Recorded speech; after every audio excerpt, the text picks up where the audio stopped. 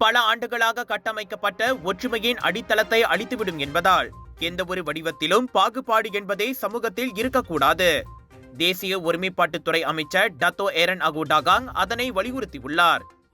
இன உணர்வுகளை தொடும் பல சம்பவங்கள் அடுத்தடுத்து நடந்துள்ள நிலையில் இன்று அனுசரிக்கப்படும் இன பாகுபாடு ஒழிப்புக்கான அனைத்துலக தினத்தை ஒட்டி வெளியிட்ட வாழ்த்து செய்தியில் அவர் அவ்வாறு கூறினார்.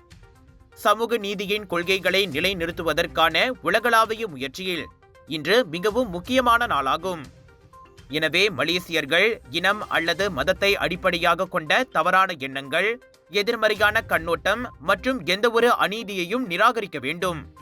இது ஒரு நினைவூட்டல் மட்டுமல்ல, சமூக நல்லிணக்கத்தை சீர்குலைக்கக்கூடிய இனவெறி, இன பாகுபாடு, இன அவதூறுகள் மற்றும் தவறான எண்ணங்கள் போன்ற சம்பவங்களை ஒழிப்பதற்கான உலகளாவிய மற்றும் தேசிய மட்டங்களில் அசைக்க முடியாத அர்ப்பணிப்பின் அடையாளமாகும் என்றார் அவர்.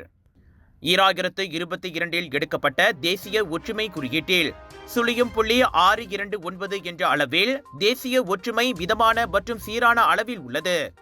கோமாஸ் மையத்தின் மலேசிய இனவெறி அறிக்கை 2024 வெளியீட்டு விழாவில் அமைச்சர் அவ்வாறு தெரிவித்தார்.